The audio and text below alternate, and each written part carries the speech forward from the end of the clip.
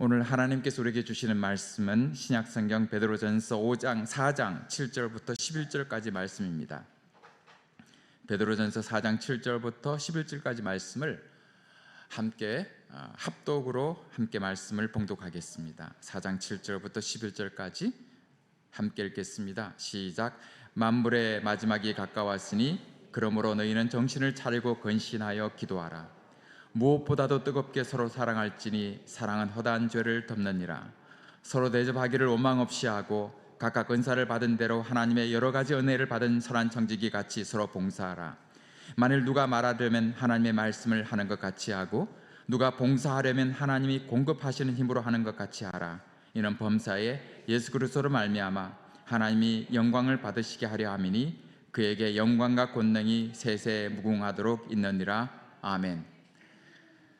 사랑하는 성도 여러분, 이 베드로전서 4장 7절부터 11절까지 말씀은 베드로의 신앙 고백인 동시에 교회라고 하는 공동체의 핵심을 담고 있는 너무나 중요한 말씀입니다.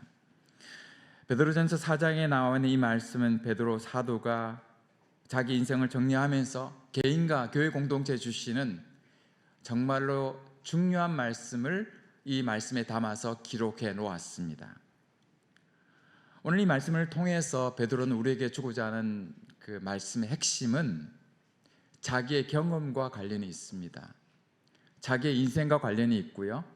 자기의 인생과 경험을 통해서 내린 결론은 뭐냐면 하나님께서 사랑받을 수 없는 존재, 도저히 구제불능인 존재의 자기에게 찾아오셔서 사랑을 베푸셨다고 하는 하나님이 베드로를 사랑하셨다는 그 사랑함과 그 다음 중요합니다. 교회는 베드로처럼 사랑받을 수도 없고 사랑의 대상이 되지 못하는 존재들이 모여서 교회를 이루는 그 사람들이 서로 사랑해야 된다는 것을 전제하고 있습니다. 나도 사랑을 받을 수 없는 존재이긴 하지만은 교회에 나오는 성도들조차도 정말 하나님 앞에서 본다면 사랑을 받을 수도 없고 사랑할 수 없는 존재이긴 하지만은 그런 우리를 사랑하셨기 때문에 신앙생활을 하면서 서로 사랑하는 교회가 되어야 한다. 이 전제를 갖고 있습니다. 근데 이걸 잊어버리면 교회가 핵심을 잃어버리기가 쉽습니다. 물어보겠습니다. 여러분, 신앙의 핵심이 뭐라고 생각하십니까? 성경을 많이 읽는 것인가? 기도를 많이 하는 것인가? 전도를 많이 하시는가? 선교를 많이 하시는가? 봉사를 많이 하는 것인가? 다 중요합니다. 어느 것 하나 중요한 것이 없습니다. 그러나 여기 핵심의 개인의 삶도 예수를 믿는 가정도 교회도 사랑이 빠져버리면 그 핵심이 사라지는 것입니다. 교회가 정말 하나님의 본질적 교회인가 아닌가를 확인해 보려면 제일 마지막 중요한 것은 사랑이라고 저는 생각을 합니다. 많은 성경학자들이 성경 전체를 요약한다면 어떤 말씀일까라고 한다면 요한복음 3장 16절 같이 한번 암송하겠습니다. 하나님이 세상을 하나님이 세상을 이처럼 사랑하사 독생자를 주셨으니 이는 저를 믿는 자마다 멸망치 않고 영생을 얻게 하려 하심이니라. 하나님 사랑이시다. 하나님 세상을 이처럼 사랑하사 독생자를 주셨다. 이게 핵심입니다. 성경에는 하나님의 사랑이 많이 나옵니다. 마지막 때 하나님께서 우리에게 주시는 사랑의 표현이 요한계시록 21장에 나오는데 하나님께서 우리와 함께 계셔서 우리의 모든 눈물을 닦아주신다. 하나님의 사랑을 표현하고 있습니다. 여러분, 성경을 읽을 때 진짜 믿음이 생기고 진짜 확신이 있고 하나님을 사랑하는 사람은 성경을 펼치면 성경 자체가 그냥 사랑으로 읽혀져요. 이것이 사랑이구나. 하나님의 사랑의 메시지구나. 어렵고 이런 거 다 지나가고 그 하나님의 사랑의 문자 하나, 말씀 하나에 녹아있는 것을 발견하게 되고 하나님 나를 이렇게 사랑하시는구나. 말씀을 들을 때 하나님 나 사랑하시는구나. 기도할 때도 하나님 나 사랑하시는구나. 예배할 때도 하나님 나 사랑하시는구나. 사람을 만날 때도 하나님 나 사랑하는구나. 그럼 사랑해야지. 가장 상처를 많이 받는 곳이 어딜까요? 아시잖아요. 가정, 부모 자식 간에, 교회 안에, 구역 모임 안에.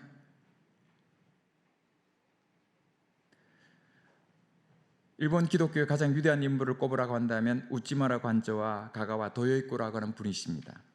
우찌마라 관조는 미국의 지성에 영향을 주신 분이고, 저는 가가와 도요이코를 오늘 잠깐 소개해 주기를 원합니다. 일본의 손양호 목사님과 같은 분이십니다. 이분은 기생의 아들로 태어났고, 그리고 본처 자녀가 아니었습니다. 그리고 4살 때 아버지를 잃고 5살 때 어머니가 돌아갔습니다. 그러니까 인격 장애가 생길 수 있는 가능성이 높죠. 우리의 지금 나타나는 문제들은 내가 살아온 것에 대해서 채우지 않은 결과일 수가 참 많습니다. 이분은 엄마 아버지가 일찍 떠났고 가정 배경도 좋지 않았기 때문에 마음에 늘 결핍을 갖고 살았습니다. 그리고 구박과 학대를 당했기 때문에 사람에 대한 트라우마가 많았습니다. 그런데 이 사람이 신학교를 들어가게 됩니다. 해결을 못하고 신학교를 들어갔습니다. 여러분, 자기의 문제 해결하지 않고 신앙생활하고 그리고 사회생활하고 그리고 신학교에 간다? 굉장한 큰 문제죠. 자기의 문제가 해결되지 않으면 그 문제가 계속 자기를 괴롭힙니다. 이 가가와 도요이코는 자기의 문제를 해결하지 못했기 때문에 신학교 생활 내내 고통스러웠습니다. 근데 하나님은 그런 부족하고 우리 눈으로 보기에 저 사람은 도저히 하나님께 쓰임받을 수 없다는 사람을 변화시켜서 사용하시는 것이 하나님의 영적 원리입니다. 믿습니까? 별로 반응이 없으시네요.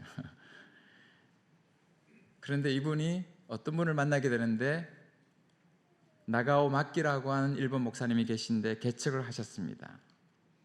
5년 동안 목회를 해도 교인이 한 사람도 없었어요. 자기 아내와 아이들 데리고, 어린 딸을 데리고 5년 동안 목회했습니다. 5년이 지난 다음에 수요일 날 한 청년이 들어왔습니다. 각혈을 하고 있었습니다. 옛날엔 폐기로에 걸리면 다 죽는 병이었는데 그가 각혈을 했습니다. 근데 각혈을 하는 그 전염이 될 수 있기 때문에 피할 수 있는데, 이분은 다 닦아준 다음에 그 폐기에 걸린 전염될 걸 알고도 같이 식사를 했습니다.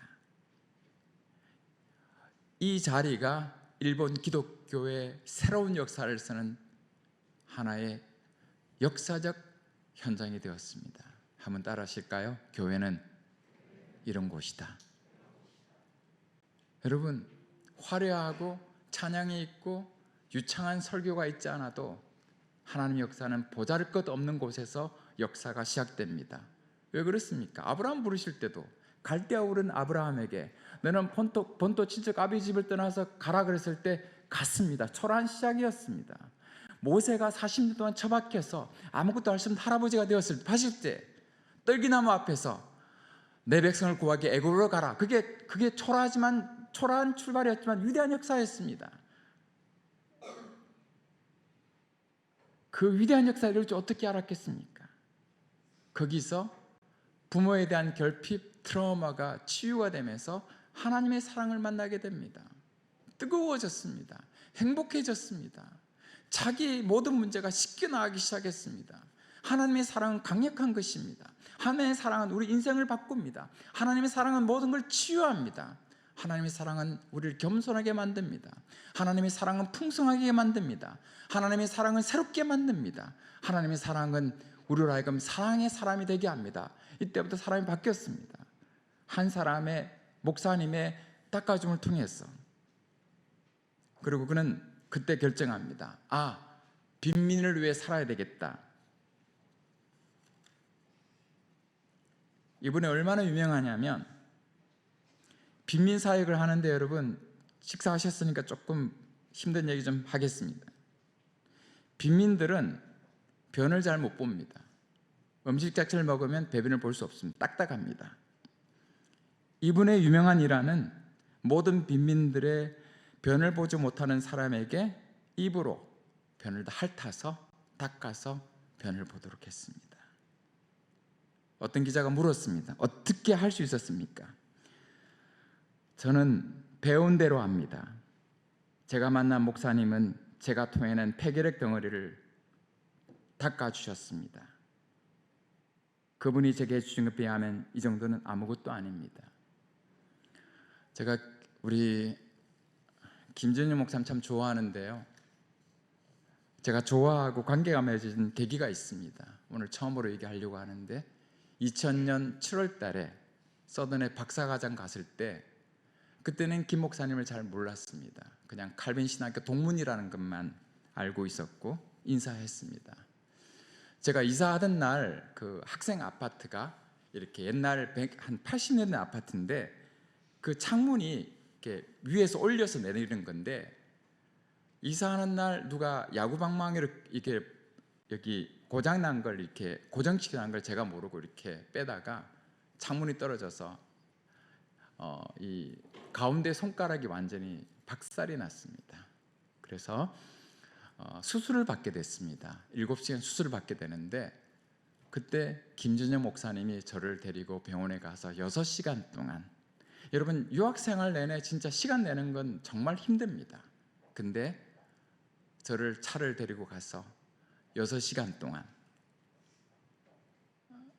기도하면서 기다려줬습니다. 잊을 수가 없습니다. 정말 잊을 수가 없습니다. 그러면서 한 학기 내내 제 의지가 되어 주었습니다. 그러면서 제가 그 박사과정에 기억나는 일들을 생각한다면, 박사학위 통과되어서 박사학위 논문 받은 것도 참 귀한 일이긴 하지만은, 저는 제 손가락이 부러졌을 때 함께 그 주유시 하스피델에 가서 6시간 동안 기도하며 기다려주신 김 목사님이 제일 먼저 생각이 납니다. 오늘 우리는 베드로 사도가 기록한 핵심인 본문을 읽었습니다. 성경을 연구한 학자들은 베드로의 생애를 3단계로 얘기합니다. 첫 번째는 복음서에 나타난 베드로는 혈기왕성한 베드로입니다. 쉽게 분노하고 화내고 낙담하며 말도 함부로 했다가 넘어지는 그런 존재죠. 여러분 잘 아시죠? 예수님에게 다른 사람 다 줄을 벌찍 내가 끝까지 가겠다고 한 사람이 제일 먼저 3번 배반하는 게 베드로입니다. 두 번째는 사도행전에 기록된 베드로의 모습입니다. 열정적인 설교자, 그가 설교했을 때 3,000명이 의심하는 위대한 사도, 그리고 지도자로 활동을 합니다. 성경을 연구한 학자들은 언제 베드로의 모습이 가장 귀한 모습인가? 베드로 전후서를 기록한 말년의 베드로가 가장 귀하고 아름다운 모습이라고 얘기합니다. 왜냐하면 말하는 것과 그리고 설교하는 모든 것들이 예수님을 닮아 있는 사랑의 사람이었기 때문에, 베드로는 3단계를 본다고 한다면 우리 기독교인과 사역자의 모델이 된다고 얘기하고 있습니다. 그가 기록한 것처럼 겸손으로 허리에 동인, 영적으로 성숙하고 주님과 같이 말하고 주님과 같이 행동하며 주님과 같이 기도하고 사역하기를 원했던 베드로, 이 베드로를 얘기합니다. 베드로가 어떻게 이렇게 되었을까요? 베드로 많이 실패하고 했던 사람인데, 저는 오늘 깜짝 놀랐습니다. 찬양 인도자들이 하시는 분이 제가 할 설교를 다 하고 있더라고요. 요한복음 21장. 오늘 설교 안 해도 되겠다. 내가 이렇게 팁을 준 것도 아닌데 어떻게 기가 막히게 성령님께서 감동을 주셔서 기도 엄청 했는지 안 했는지 잘 모르겠지만 하여튼 너무 놀랐습니다. 물으시죠? 요한의 아들 시몬아 내가 사랑하느냐? 요한의 아들 시몬아 내가 나를 사랑하느냐? 요한의 아들 시몬아 내가 사랑하느냐? 저는 아들이 잘못하면 이렇게 하는데, 주님은 딱 3번 묻고 끝났습니다. 다 담았습니다. 핵심적으로 3질문을 다 담았습니다. 그 질문이 얼마나 강력한지, 그 질문이 얼마나 진리인지, 그 질문 속에 주님의 사랑이 얼마나 담겨 있는지, 그 3마디 안에 베드로는 자기 인생을 바꿉니다. 말을 많이 하지도 않았습니다. 그냥 찾아오셨어. 요한아 시몬아 내가 나를 사랑하느냐? 그 다음 말씀하신, 이제부터 내 인생은 내가 원하지 않은 곳으로 갈 것이고 내가 원하지 않은 죽음으로 하나님께 영광 돌리게 될 것이다. 베드로는 주님의 있는 말씀을 액면으로 닮았습니다. 베드로는 이 사건 이후로 인생을 바꾸었습니다. 베드로는 자기 베드로 전서를 기억하면서 마지막 종말을 살아가면서 주님의 사랑을 경험한 사람은 5가지를 기억해야 된다. 첫 번째는 인생은 나그네다. 두 번째, 우리가 기억해야 될 것은 예수 그리스도 십자가의 사랑이다. 예수 그리스도의 보배로운 피로 우리를 구속하셨고 그 십자가 안에 하나님의 사랑이 녹아있다. 이 하나님의 사랑을 받은 사람은 어떤 절망적인 가운데에서도 소망을 갖고 사는 사람이다. 예수가 하나님의 사랑을 경험한 사람은 모든 행실에 하나님의 성품이 배어있는 거룩한 삶을 가지고 살아간다. 마지막에 개인과 교회는 사랑으로 시작해서 사랑으로 채워지며 사랑으로 결론을 맺는 끝까지 서로 사랑하는 교회가 되고 성도가 될 것을 말하고 있습니다. 핵심입니다. 왜? 사랑을 받아봤기 때문에 핵심입니다. 오늘 본문에 보시면 이렇게 얘기하고 있습니다. 오늘 본문에 보시면 8절 말씀에 무엇보다도 뜨겁게 서로 사랑할지 사랑은 허다한 죄를 덮느니라. 따라하겠습니다. 무엇보다도 뜨겁게 서로 사랑할지니 사랑은 허다한 죄를 덮느니라. 여기 뜨겁게 사랑한다는 말은 열정적이나 감정적인 거나 이런 뜻이 아닙니다. 원래 헬라어의 원문에 보면 이 뜨겁게란 단어의 첫 번째 뜻은 할 수 없는 상황 가운데 서로 사랑하라. 두 번째는 이것까지만 할 수 없다고 하는 끝까지 사랑하라. 이것만 나 못해. 여기까지 다 했어. 예수님 물었잖아요. 몇 번까지 사랑하라 그러셨잖아요. 예수님 몇 번까지 사랑하겠습니까 했을 때 7번씩 7가지 사랑하라 그랬습니다. 할 수 없는 상황 속에서 도저히 이것만은 사랑할 수 없다 하는 것들을 사랑하라. 이 말의 전제는 내가 너희를 사랑하는 것처럼, 내가 너희를 사랑한 것처럼 할 수 없는 상황 속에서 이것만 도저히 할 수 없는 것까지 너희는 서로 사랑하라. 왜? 내가 그렇게 사랑했기 때문이다. 여러분, 사랑의 가장 어려운 건 뭡니까? 사람 사랑이죠. 물어보겠습니다. 제가 이런 말을 해도 좀 용서하시기 바랍니다. 꼴보기 쓰이는 사람 없습니까? 교회 안에도 없어요? 이 교회는 설교 안 들어도 되겠습니다. 여기 이렇게 얘기해요. 사랑은 허다한 죄를 덮느니라. 잠언 10장 12절을 인용하는 것인데 미움은 다툼을 일으켜도 사랑은 모든 허물을 가리느니라.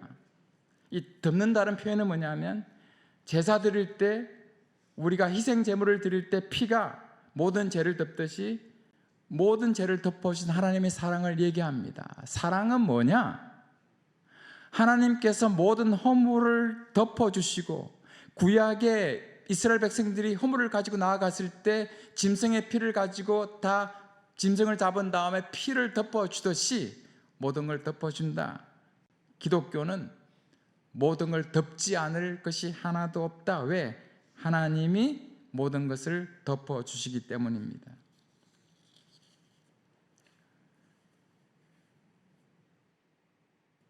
사랑하는 성도 여러분, 제가 예전에 목회할 때 기억나는 한 분이 계십니다. 서대문에 가시면 폐지를 줍는 할머니가 계십니다. 제가 섬기던 교회 권사님이셨습니다. 그 차가 복잡한 데를 리어카를 까고 폐지를 줍습니다. 허리가 굽어가지고 펴지도 못합니다. 매일같이 폐지를 주우셨습니다. 신방을 갔는데 철길 근처에 움막에 살고 계시더라고요. 갔더니 김 하나, 김치 하나, 밥하고 드시더라고요. 이분이 참 안 됐다. 그리고 이분 참 불쌍하게 사시네 생각을 했습니다. 그런데 방에 사진이 하나 걸려 있었습니다. 딸 같았습니다. 그 사진은 아프리카에 있는 사진이었습니다. 아프리카 원주민들과 찍은 사진이었습니다. 누구냐고 물었습니다. 딸이라고 했습니다. 남편이 일찍 세상을 떠나고 딸을 키워서 좋은 대학에 보냈는데 딸이 아프리카 선교사로 갔다고 했습니다. 자기는 신앙도 없고 그런데 딸을 보낸 다음부터 결정을 하기 시작했습니다. 매일 새벽기도 나와서 딸을 위해 기도하는 것 같고 그리운 딸을 위해 생각하면서 딸을 보고 싶은 마음에 하나님 앞에 눈물을 흘리고 그 다음에 딸을 위해 기도하는 거 하고, 그리고 혼자 사시면서 기초생활연금 받는 거 하고 폐지를 주운 돈으로 그 먹는 걸 부실하게 보내면서 전부를 딸의 선교비를 보내고 있었습니다. 10년 동안 아무도 몰랐습니다. 그 정도 되면 교회가 이렇게 얘기할 거 아니에요. 우리 딸 선교사 같습니다. 보조해 주세요. 기도해 주세요.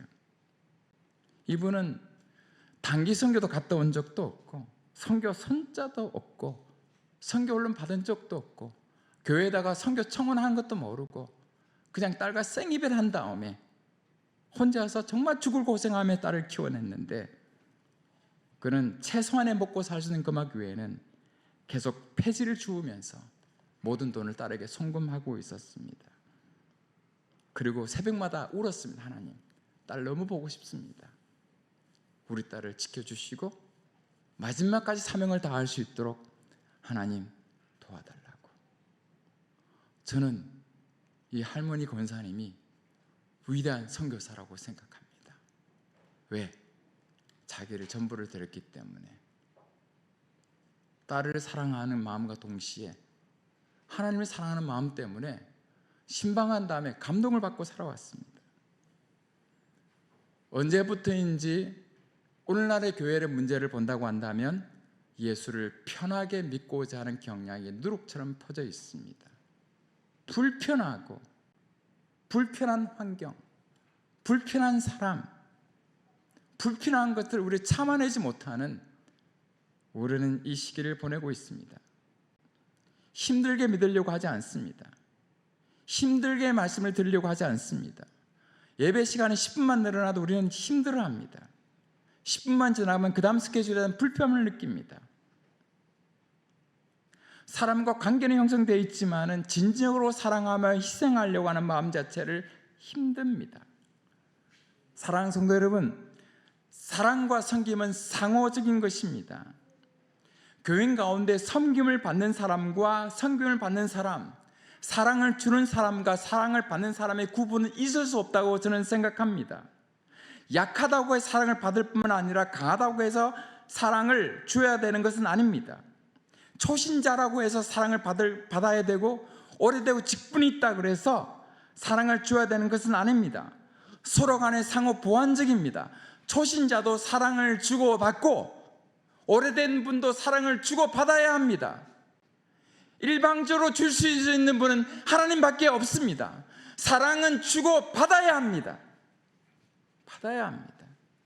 왜? 연약합니다.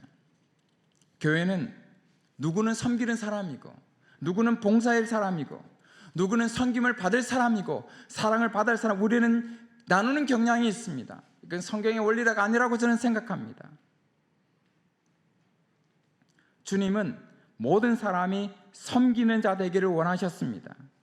정말 주님의 사랑을 받은 사람은 이미 받을 만큼 충분히 받았기 때문에 그 사랑을 나눌 수 있는 사람이 되어야 된다고 생각합니다. 너무 이상적인 말이 될지 모르겠지만은 지금부터 우리 중앙교회 성도님들은 이제부터 많이 받았으니 이제부터는 내가 사랑을 나누는 사람이 되겠다라고 결정하는 순간부터 이 교회는 근본적으로 달라질 거라고 믿습니다. 저는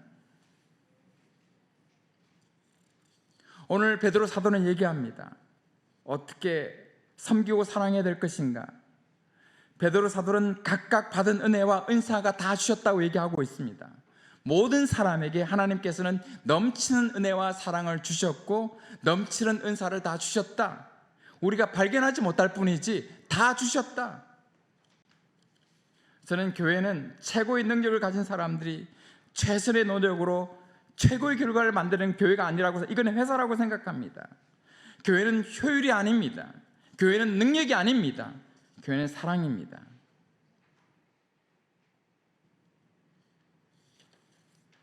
어떻게 보면 사랑의 결핍에서 오는 문제라고 생각합니다. 오늘 저녁에 이렇게 생각했으면 좋겠습니다. 하나님께 받은 사랑이 뭔가? 얼마나 큰가? 하나님이 나에게 베푼 사랑이 얼마나 큰가를 한번 이 저녁에 곰곰이 생각하면서 하나님이 나에게 주신 것이 이렇게 엄청나게 많구나라는 것을 발견하는 시간 되길 주의 이름으로 축원합니다, 여러분. 그리고 하나님께 나에게 어떤 은사를 주셨는가, 어떤 은사를 풍성히 주셨는가를 이 시간 발견하고 은사를 사용할 수 있는 새로운 출발과 계기 되는 시간 되기를 여러분 축복합니다. 베드로 사도는 딱 은사를 두 가지로 나눕니다. 11절에 보면 누가 말하려면 하나님 말씀하시는 것 같이 하고 누가 봉사하려면 하나님이 공급하시는 힘으로 하시는 것 같이 하라. 은사는 두 가지다. 사도 바울은 많이 나눴는데 베드로는 두 가지로 나눕니다. 하나는 뭐냐면 하나님 말씀의 은사, 봉사의 은사. 바울이 말했던 지혜의 은사, 지식의 은사, 예언과 방언의 은사를 모든 것들을 하나님의 말씀의 은사로 묶어버렸습니다. 두 번째, 구제하고 다스리고 섬기고 병 고치고 능력 행한 모든 것들을 섬기는 은사 두 가지로 딱 두 가지 카테고리로 묶어버렸습니다. 우리가 할 수 있는 것, 말씀, 섬김의 은사밖에 없다.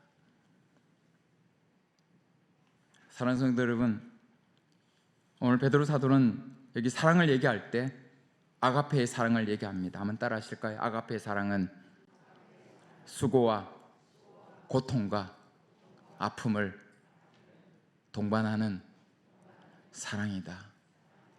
여러분, 하나님의 사랑은 아픔을 동반합니다. 교회에 사랑하려면 아픔을 동반합니다. 사람 때문에 상처를 받아야 합니다. 고통을 받아야 합니다. 그럼에도 불구하고 그 사랑을 우리가 나누게 되면 기쁨은 배로 커집니다. 성경은 사랑 그럴 때 아가페 사랑을 얘기합니다. 우리 사도가 활동했던 히라베 시대는 에로스의 사랑을 더 좋아했습니다. 에로스의 사랑은 뜨겁고 감상적이고 일시적입니다. 주기보다는 받으려고 하는 게 에로스의 사랑입니다.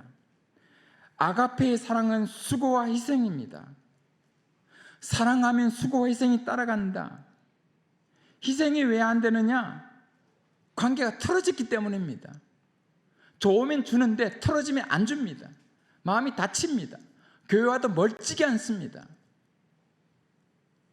제가 아는 권사님은 죽고 못 사는 이런 분인데 틀어지니까 예배 드릴 때도 앉아있더니 저 멀리 떨어져 있고 기가 막히게 안 마주치게 교회 나와도 그냥 동선에 안 맞추려고 하고 얼굴도 안 쳐다보고 냉랭기가 돌아갑니다.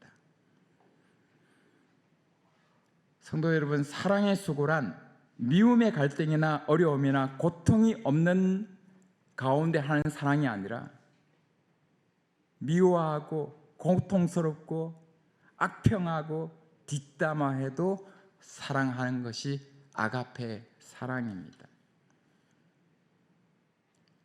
신앙생활 하다 보면 갈등과 어려움이 있죠. 나를 힘들게 하는 사람이 있을 수 있습니다. 그러면 얼굴을 쳐다보기도 싫고 만나고 싶지도 않고 속에서 분노가 일어나지만 그럼에도 불구하고 사랑하는 것이 성경에 말하는 사랑입니다. 손영호 목사님께서 손영호 목사님의 사랑을 가리켜서 교회 사관들이 이렇게 이야기하고 있습니다. 그분의 사랑은 고통, 아픔, 절망, 상실 모든 것이 다 들어가 있는 사랑이다. 손동희 권사님이 이렇게 간증하셨어요. 아버지는 고통이 없는 사랑을 하는 줄 알았다 그러더라고요.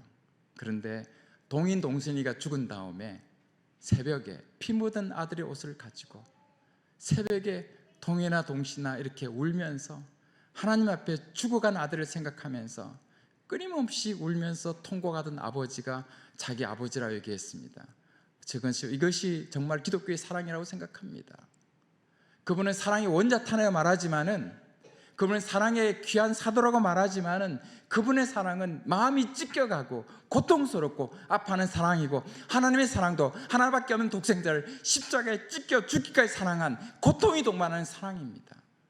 여러분, 진정한 사랑은, 교회 안의 사랑은 고통이 동반됨에도 불구하고 그 사랑을 기꺼이 감수하는 그 사랑이 하나님의 사랑이라고 생각합니다. 얼마나 잘할 것인가, 얼마나 효과적일 것인가, 얼마나 좋은 결과를 낼 것인가, 얼마나 부흥할 것인가를 이전에 우리에게 사랑이 있는가를 먼저 확인하시기 바랍니다. 이 저녁에 내 마음 가운데 하나님의 사랑이 있는가를 확인하시기 바랍니다. 말씀을 좀 맺으려고 하는데요, 왜 교회에 나오느냐, 왜 주님을 섬기느냐, 왜 직분을 맡았느냐, 왜 주일을 나오느냐, 수요에 나오느냐, 목장 모임 나오느냐, 대학 청부에 나가느냐, 교사로 섬기느냐, 아니면 금요일 나오느냐, 이유는 분명합니다. 주님이 주신 은혜가 너무 크기 때문에, 하나님이 나에게 주신 사랑이 너무 크기 때문에 이 교회에 나옵니다. 봉사합니다. 섬깁니다.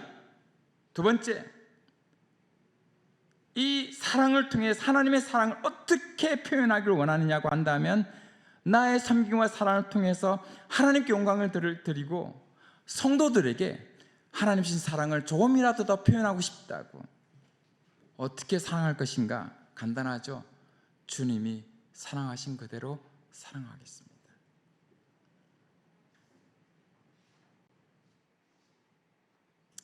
성도 여러분, 중앙교회 70년이라고 듣고 저도 함께 기도하고 있습니다.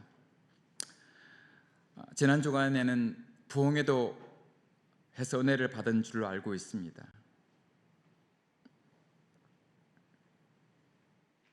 이렇게 우리가 결단했으면 좋겠습니다. 이제 불평불만을 그치고 편하게 지내려고 하는 마음을 정리하고, 적당히 헌신하려는 마음을 정리하고, 예전에 했던 대로 하는 루틴적인 신앙생활을 할 것이 아니라 새롭게 하나님의 사랑을 발견하고 하나님의 사랑이 내 속에 충만해져서 그 사랑이 흘러가는 신앙생활을 하겠다고 하는 여러분 결단이 이 밤에 있었으면 좋겠습니다. 제가 가장 존경하는 그리고 가장 위대한 설교를 꼽으라고 한다면 단 한 편을 꼽습니다. 로이드 존스, 팀 켈러, 빌리 그레함, 오카눔, 유명한 사람 많지만 저는 한 사람의 설교가 가장 위대한 설교로 평생 설교의 본을 삼고 있는 분이 계십니다. 그 설교는 아프리카에서 오랫동안 선교했던 데이비드 리빙스턴이 1875년 캠브리지 대학에서 했던 마지막 설교였습니다. 그런 설교 말미에서 이렇게 얘기합니다.